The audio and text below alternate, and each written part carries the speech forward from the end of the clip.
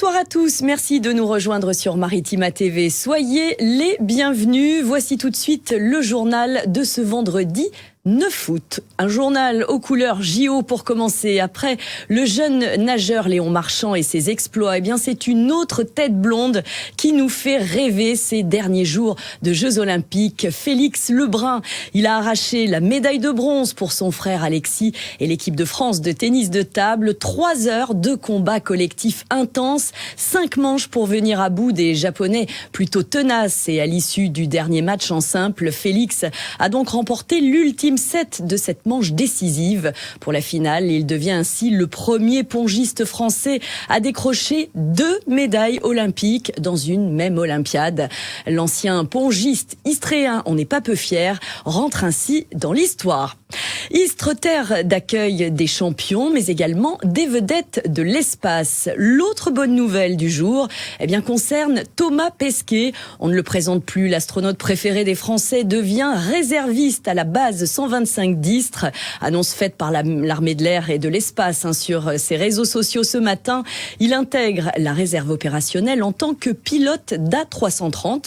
Il interviendra donc régulièrement chez nous à Istres et on s'en réjouit par avance. Et puis toujours dans le ciel, dans la station spatiale internationale où justement Thomas Pesquet avait ses aises en 2021, 2 astronautes américains sont pris au piège, partis pour une mission de quelques jours. Ils sont coincés là-haut depuis plus de 2 mois en raison de problèmes techniques. La NASA pourrait faire appel à SpaceX pour les ramener, mais pas avant 2025. Ça va faire long.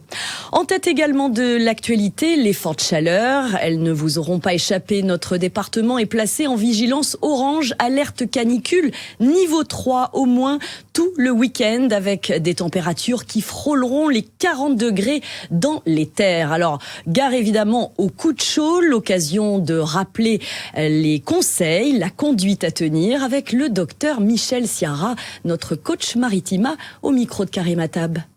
Bon, toujours pareil, en Provence, on le sait, on ferme les volets dans ces cas-là et on reste enfermé le temps que ça se passe. Alors c'est vrai que de nos jours, on a les clims, ça aide bien. Et c'est vrai que pour tous nos vieux, comme on dit, il n'y a rien de mieux qu'une bonne petite clim dans une pièce sécurisée, par exemple dans les EHPAD, maintenant c'est obligatoire, mais à la maison également avec force ventilateur, éventuellement un linge mouillé devant le ventilateur si on n'a pas de clim. Ça peut être très utile, c'est à l'ancienne et ça marche très bien. Docteur Michel, je veux faire du sport. Qu'est-ce que je dois faire là en ce moment ou surtout ce que je dois plus faire? L'idéal, c'est de commencer à regarder les Jeux Olympiques pour ceux qui restent. Et la première chose. Et la deuxième chose, éviter de faire du sport le soir parce que c'est une immense catastrophe. Je vois encore des gens courir autour de l'étang à Istres, etc. C'est pas normal de courir le soir alors qu'il fait 35 degrés. C'est le meilleur moyen d'avoir des problèmes cardiaques. Des propos recueillis, je vous le disais, par Karim Attab qui, en tant que sportif accompli, va évidemment tenir compte de ces consignes. Dans le reste de l'actualité, toujours ce plan canicule, Martigues invite les personnes vulnérables à s'inscrire au registre communal avec le numéro qui s'affiche sur votre écran et rappelle également les points climatisés comme l'office de tourisme, la médiathèque ou encore le Musésième. La ville de Marseille poursuit notamment son dispositif de gratuité des piscines. On peut aussi opter pour les espaces de verdure comme on le préfère, comme au parc Longchamp. En plus des touristes en balade, les habitués s'y retrouvent pour se rafraîchir. Notre reporter Ethan Bocage s'est rendu sur place. En pleine canicule, chacun a son petit spot au parc pour esquiver les fortes températures. Le parc Longchamp présente bien des avantages pour Pierre, tout juste papa. Celui-là il est bien parce qu'il y a de l'eau, Et de l'eau. il y a de l'air parce qu'on est un peu en hauteur et il y a de la végétation. Un vrai îlot de fraîcheur. C'est ce qui permet d'être au frais, de la fraîcheur naturelle, c'est toujours mieux que la clim. Pour le bébé aussi, c'est aussi mieux que la clim. Oui, là on est sous un arbre, c'est mieux qu'un parasol ou autre chose. D'autres, comme Robert, ont les moyens de profiter du littoral marseillais. Le parc c'est très bien, très reposant, on peut s'asseoir, il y a des bancs, c'est bien pour les enfants surtout. Bon, on emmène aussi notre petite fille faire du bateau, comme ça rafraîchit vraiment beaucoup. Pour Claude et Bernard, qui viennent à Longchamp depuis une dizaine d'années, On pense à bien s'hydrater et à garder son appartement au frais. Malheureusement, moi j'ai pas de clim. On ferme les fenêtres, les volets, c'est bon. Faire le courant Voilà. d'air, chercher. On met un peu le ventilateur. Hein. Malheureusement, j'ai pas les moyens de me payer une clim, moi.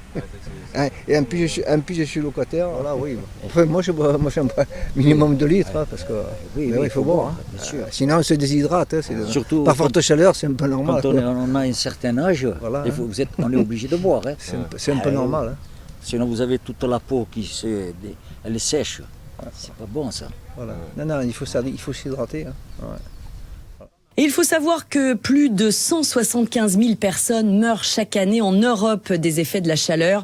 Selon l'Organisation mondiale de la santé, c'est la zone d'ailleurs qui se réchauffe le plus vite, à une vitesse environ 2 fois supérieure au rythme moyen mondial. La mortalité liée à la chaleur va augmenter de 30% au cours des 20 prochaines années. Les températures extrêmes augmentent les maladies chroniques, on le rappelle, les maladies cardiovasculaires, respiratoires et influent sur la santé mentale ainsi que les affections liées au diabète. Selon l'OMS, le nombre de victimes de la chaleur va monter en flèche dans les prochaines années à cause bien sûr du réchauffement climatique. La canicule, on continue d'en parler, elle concerne aussi la mer. Alors on parle de canicule marine. La Méditerranée connaît actuellement en France une anomalie de température révélatrice du changement climatique justement et liée aux conséquences potentiellement dangereuses. Un entretien avec Romaric Sinotti, climatologue prévisionniste à Météo France, est à découvrir sur notre site maritima.fr. Avec cette vague de chaleur, on le sait, le risque incendie grimpe également. Il atteint d'ailleurs un niveau élevé en ce moment au point de fermer aujourd'hui l'accès à une vingtaine de massifs forestiers de notre territoire, dont celui de la Côte Bleue. Un départ de feu a d'ailleurs été signalé à Rognac, au bord de l'A7. 60 pompiers et un hélicoptère ont été mobilisés. 2000 m² parcourus par les flammes. Ça s'est passé aux alentours des 15 heures. Le feu a fort heureusement été maîtrisé en 1 heure. Retour à Marseille, chaque été à l'entrée de la calanque de Lumini, les marins-pompiers et les scouts travaillent main dans la main pour protéger les milliers d'hectares de forêt. Notre reporter Ethan Bocage est parti à leur rencontre, regardez. C'est une collaboration qui dure depuis plus de 40 ans. Les marins-pompiers de Lumini et les scouts se retrouvent 2 fois par semaine. Le mardi, 20 jeunes scouts vont découvrir la caserne de Lumini et le jeudi, un camion pompier se déplace à leur campement pour les initier au métier. Alors les jeunes scouts, c'est très bien qu'ils soient dans le massif de Lumini. Ils servent notamment à faire un rôle de vigie et d'information du public. Pour nous, ils sont très importants parce qu'ils vont être les premiers acteurs de la chaîne d'alerte. Et dès qu'ils voient un feu ou une fumée suspecte, ils nous appellent pour intervenir. Vous vérifiez qu'elles ne viennent pas bloquer le premier. Les jeunes font également des patrouilles. Ils randonnent une demi-journée dans la calanque pour sensibiliser les visiteurs à l'environnement et au risque d'incendie. Venus de Nantes, Eléa et Flavie sont ravis de leur camp scout. Moi je trouve ça bien parce qu'au moins on sait concrètement à quoi on sert et on a la suite logique de nous on surveille, on avertit en cas de feu et on sait comment après ça se déroule et on n'est pas restreint dans juste parce que nous on fait. Et en plus du coup on se rend utile, on a vraiment l'impression d'être utile par nos missions, on a un vrai impact avec justement la communication avec les pompiers etc. Et tout ça dans un endroit qui est super beau donc c'est trop bien. De plus, lors des journées dites rouges, les jeunes sont positionnés aux entrées pour dissuader les touristes de rentrer dans la calanque. Alerte à l'escroquerie, des personnes mal intentionnées se font passer pour une association de sapeurs-pompiers volontaires afin de récolter des fonds pour la profession auprès des personnes vulnérables notamment ou non averties. Selon l'Union des pompiers 13, plusieurs commerçants du territoire ont déjà fait les frais de cette supercherie et des plaintes ont été déposées à la gendarmerie ainsi qu'à la police, donc vigilance. En bref, dans le reste de l'actualité, le blé blé en Berne. La France connaît une des plus faibles récoltes de blé des 40 dernières années, avec un volume estimé en recul de près de 24% par rapport à la moyenne des 5 dernières années, selon le ministère de l'Agriculture. 887 faits antisémites recensés au premier semestre 2024 en France, soit près de 3 fois plus que les 304 actes constatés sur la même période en 2023. C'est ce qu'a indiqué Gérald Darmanin, ministre de l'Intérieur démissionnaire, qui participait aujourd'hui même à une cérémonie commémorative en hommage aux victimes de l'attentat de la rue des Rosiers à Paris, qui avait fait 6 morts et 22 blessés. C'était le 9 août 1982. Les baignades de saison et les noyades toujours trop nombreuses. Pour preuve, entre juin et juillet, 612 noyades ont été recensées en France, dont 169 suivies de décès. Ces chiffres sont en légère baisse de 16% par rapport à l'an passé. 53% des noyades concernent les adultes, 33% les moins de 6 ans et 14% les 6-17 ans. Si les décès par noyade en plan d'eau, comme on dit, touchent toutes les générations, ceux des mineurs ont davantage eu lieu en piscine privée et ceux des adultes en mer. La prudence reste de mise où que l'on se baigne. Attention également aux méduses en mer dans le département et surtout sur le littoral martégal et alentour d'ailleurs. L'été est aussi synonyme de leur retour. Et surtout près de Carie où en milieu de semaine, l'Office de tourisme lançait une petite alerte sur le danger entre mer et étang de Berre. Les méduses sont nombreuses. On fait le point avec Raphaël Grisel, directeur du JPREB, joint au téléphone par Sarah Le Guen. On ne l'explique pas.